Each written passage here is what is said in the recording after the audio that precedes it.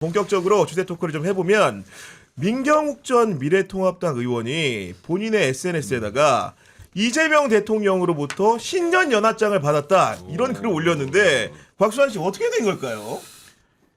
그냥 저는 약간 솔직하게 부러웠는데요. 나도 받고 싶다. 예. 근데 뭐 이재명 대통령이 보낼 수도 있죠. 그리고 은근히 기분 좋아하는 것 같던데 제가 봤을 때는. 아니 그러니까 네, 거기 이제 써 있는 글들을 보면은 이런 말이 나옵니다. 내가 죽음의 골짜기에 서서까지 당선을 위해 애를 썼던 윤석열로부터도 3년 내내 단 한 번도 받아보지 못한 엽서를 나의 부정선거 투쟁의 대척점에 서 있는 이재명이 보내왔다 이렇게 썼습니다. 그러니까 우리가 모든 메시지라는 거는 본의의 본심의 의사가 드러나는 거잖아요. 그러니까 민경욱 전 의원이 그 글을 올렸을 때는 분명한 뜻이 거기에 담겨 있는 건데 전 두 가지 정도로 분석을 합니다. 두 가지다. 두 가지. 하나는 국민의힘에 대해서 지금 섭섭함이 굉장히 많거든요. 지금 황교안 체제가 뭐 물러간 지도 오래됐고 다시는 이제 그 민경욱 전 의원 같은 사람은 국민의힘에서 이제 주류가 되기는 좀 어려운 그런 여건이 있기 때문에 좀 나한테 좀 잘해라라는 식의 이제 국민의힘에 보낸 메시지가 있고 또 한편 최근에 이제 이해운 후보자 이후에 이거 민경욱 의원이 약간 좀 저는 뭔가 좀 이상한 생각하는 것 같다고 보는데 들썩들썩. 약간 네. 나도 여기 있다라는 식의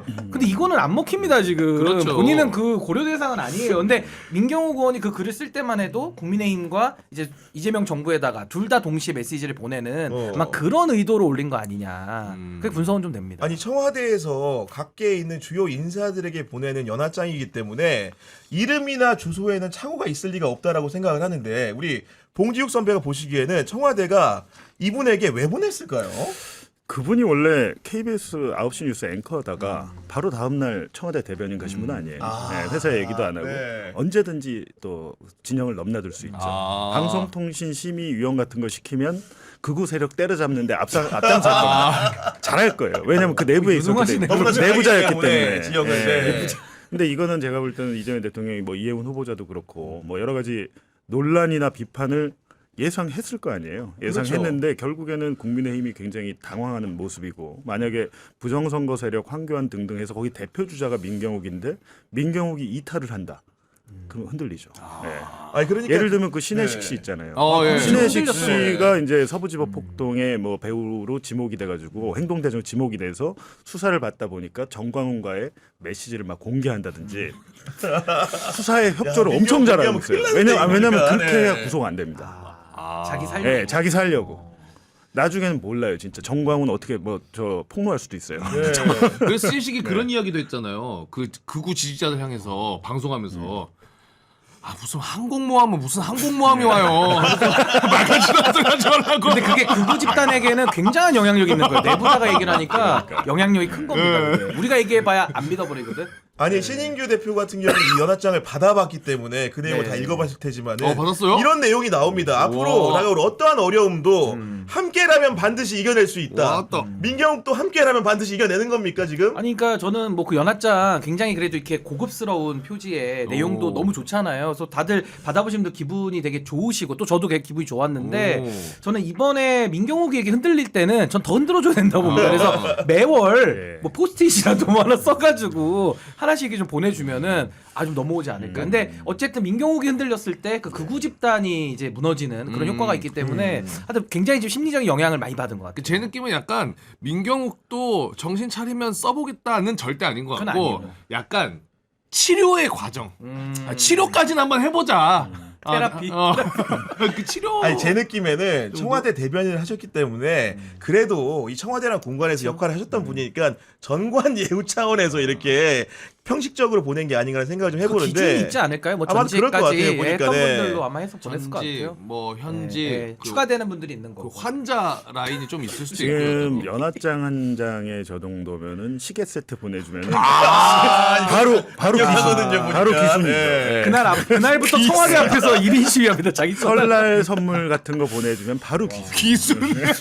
아니 그러니까 왜 이렇게 본인 쉬워요? 스스로도 지금 이 상황에 대해서 어떤 식의 물음을 던지고 있냐면은 고도의 심리전 아닐까 이런 생각을 지금 하고 있는 거거든요. 상황 자체가. 그렇기 때문에 아마도 향후 전개 과정을 지켜보면 이재명 대통령이 어디까지 생각을 두고 한 것인지를 알게 될 거라고 보는 바이고, 이런 가운데 유승민 전 의원 같은 경우에는 청와대에서 과거에 이제 이재명 대선 후보일 때 여러 가지 총리 제안설이 있자 거기에 대해서 입을 열었거든요. 그러면서 정권 출범 시에 총리직을 맡아달라는 제안이 있었지만 거절했다는 취지로 답했습니다. 그러니까 이제 이거를 아까 민경욱 의원도 뭐 고도의 심리전 아니냐 이렇게 얘기하는 것 자체가 이미 심리전이 통한 거거든요. 그래서 굉장히 지금 이 보수판이 흔들리고 있는데, 저희 유승민 의원이 이제 오늘 방송에 나와서 그 소위 말하는 총리 제안설에 대해 가지고 굉장히 구체적인 사실관계를 다 펼쳐놨어요. 그렇죠. 언제 누구 다 이런 네, 것들을. 뭐 중간에 어떤 역할 누가 했고. 근데 제가 딱 다 들어보니까 오. 핵심은 총리 제안이 간 게 아니라 그냥 총리 제안으로 받아들일 수도 있겠는 그런 상황일 뿐이지 무슨 총리직을 해주십시오라는 적극적인 그런 어떤 의사교환이 있었던 건 아니더라고요. 확실하게 뭔가 총리직이라고 언급을 하면서 한 건 같진 그러니까 않다. 정확하게 말하면 어떤 중간다리 역할을 하는 의원이 있었는데, 그렇죠. 아마 뭐 그 의원은 뭐 측근 그룹이겠죠. 작년 2월에 뭐 총리 제안설에 대한 의향을 물어봤었고, 그 이후에 이재명 대통령께 직접 문자를 이재명입니다 이게 보냈는데 그냥 답을 안 해버렸다는 거예요. 본인이. 그냥 피해버렸다는 거예요. 그게 어떻게 총리직을 제안한 게 됩니까? 그러니까 저는 이 부분은 조금 약간 오바해서 좀 받아들였다라고 볼 수밖에 없는 건데, 저는 이번 이 사태를 보면서 유승민 의원이 지금 이해운 그 후보자에 대한 유탄을 두 번째로 세게 맞은 것 같아요. 하나는 이제 한동훈 대표가 많이 맞았고, 유승민 의원도 자기와 함께했던 동지가 지금 이재명 정부에 들어가다 보니까 당 내에서 유승민 뭐야 이거 뭐 배신자 시즌2 약간 이런 식의 분위기가 있다 보니까 먼저 선수를 쳐야 되잖아요. 혐의를 벗어야 돼. 그러니까 유승민 의원이 총리 제안서를 받았는데 나는 그거 응하지 않았어 라고 하니까 또 청와대에서는 제안한 적 없다고 이러면서 시작이 된 거거든요.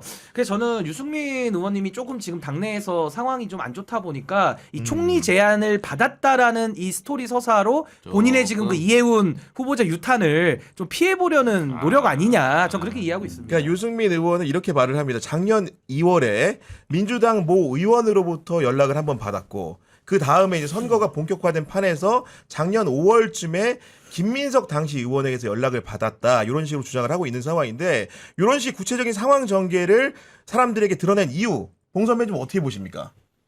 글쎄요, 그 이해운에 비교하면은 좀 논란은 덜 되는 타입이잖아요. 네. 유승민. 근데 본인 지금 딸 리스크가 있어가지고 맞아. 그것 때문에 아마 안 되죠. 왜냐하면 그 인천대 교수 임용된 거 분명히 좀 이상하더라고요. 그 부분 지금 수사하고 있잖아요. 그것 때문에 쉽지 않을 겁니다. 네. 그런 여러저런 상황들 예. 때문에 아마도 뭐 이해운 후보자 같은 경우 뭐 수사를 받는 건 아니고, 예전에 아마 그 서초구에서 의원할 때 사업가 옥모 씨한테 그런 보도 명분백을 있었죠. 받아서 네.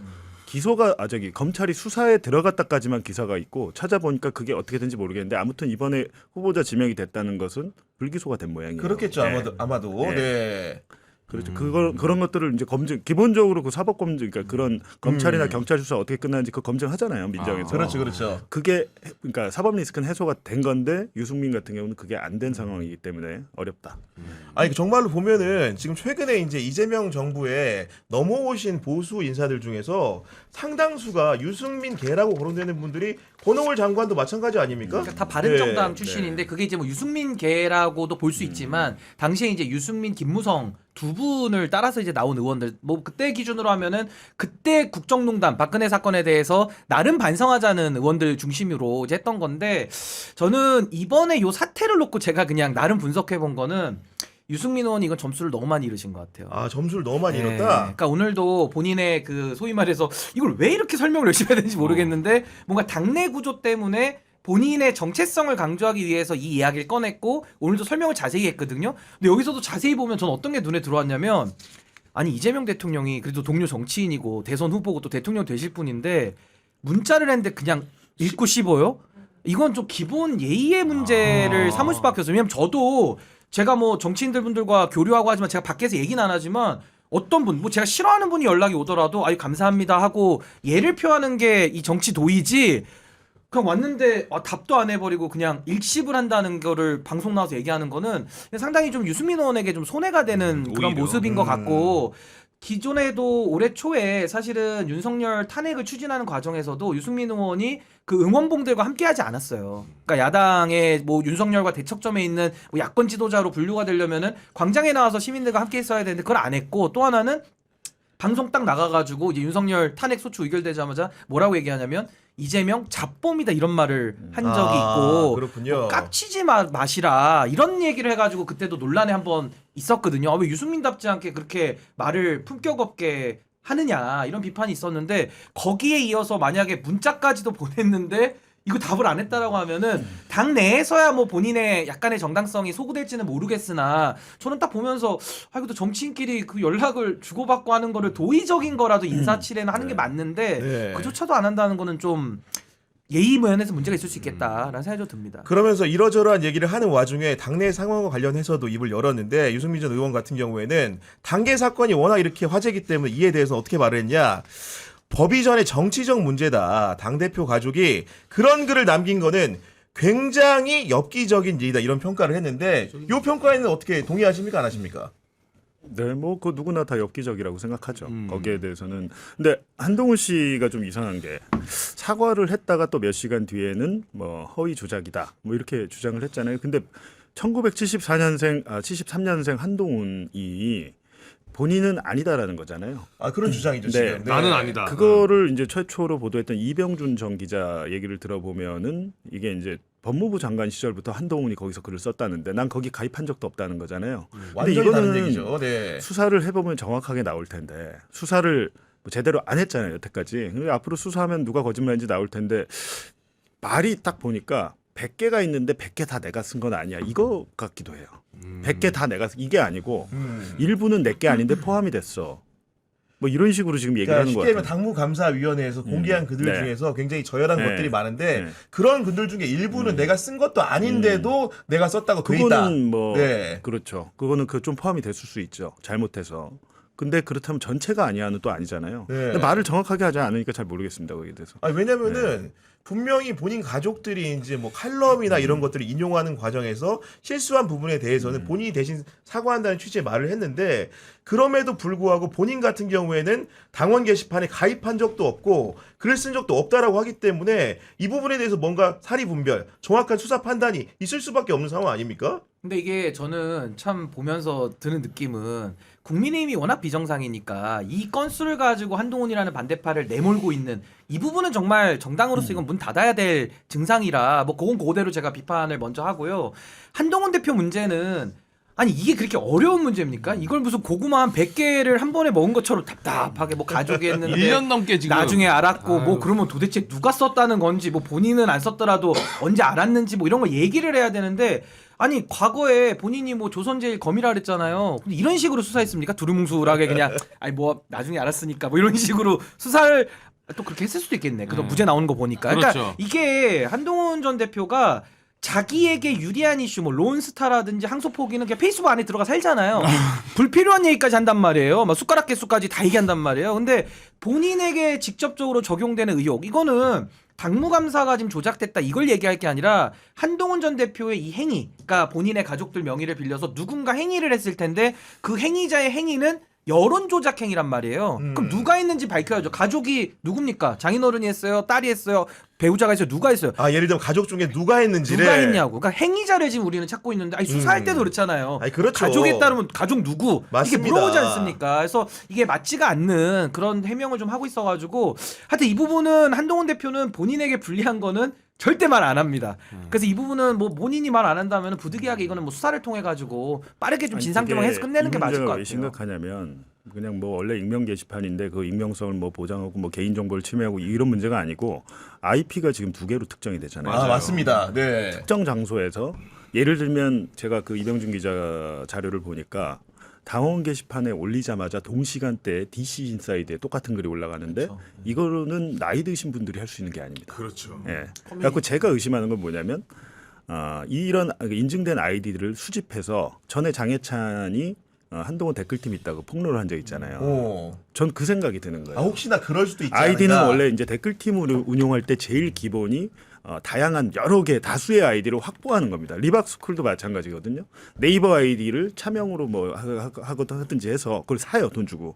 그리고 수많은 네이버 아이디를 만들어놔서 댓글 공작을 거기서 시킵니다. 로그인을 시켜가지고. 리박스쿨 비슷한 네. 거 아니에요? 그러니까 제가 그걸 의심하는 거예요. 리박스쿨. 지금 IP 주소가 VPN 사설망을 통해서 뭔지 모르겠는데 네. 가족이 썼다고 하면 한동훈 예를 들면 뭐 아들이 썼다, 뭐 부인이 썼다 그러면 그 집 어딘지 알잖아요, 다. 근데 그렇죠. IP 주소에는 원래는 그 지역이 나와요.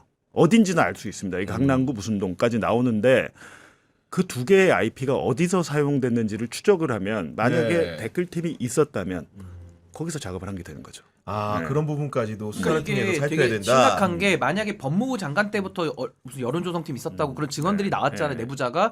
그럼 이게 법무부 장관 때부터 했다라면 더 심각해져요. 공무원의 정치적 중립 의무 위반까지 들어가기 때문에 그러니까 이런 것들을 전 한동훈 전 대표가 굉장히 지금 가볍게 여기고 있는데 간단한 문제 아니라는 거고, 또 하나는 당원 게시판에서만 논 게 문제가 아니라 그걸 가지고 커뮤니티로도 가지만 특정 언론사가 한동훈 띄우기를 했거든요.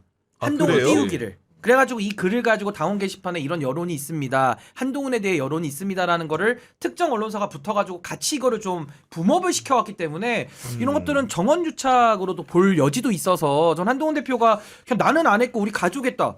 그렇게 해서 수혜를 본 게 본인 아니에요. 자기 띄운 거 아닙니까? 그래서 전 여기에 대해서는 뭐 언제까지 본인이 수혜적으로 회피하고 도망갈지는 모르겠는데 그러면 그럴수록 이 의혹은 더 커질 것 같아요. 제가 볼 때는. 근데 수사로 들어가려면 누가 그러면은 고소를 해야 돼요? 고발을? 이 고발 다 고발은 들어갔을 돼 거예요. 있는 상태. 예. 돼 있을 수사가 거야, 아마. 들어갔을 예. 겁니다. 근데 이제 다행인 것은 어쨌든 당원 게시판 글로 인해서 한동훈과 이준석은 건널 수 없는 다시는 되돌아올 수 없는 강을 건너갔다. 두 분 같은 경우에는 그렇죠. 이준석은 네. 진짜 열받을 만하죠. 특정 네. 지역을 언급하는 네. 뭐 그런 글도 썼더라고요. 아니 어쨌든간 이 부분 같은 경우에는 많은 분들이 궁금해하고 국민의힘의 자중 질환을 혁파하기 위해서라도 발빠르게 경찰이 수사해서 결과를 내놔야 된다고 생각을 하는 바이고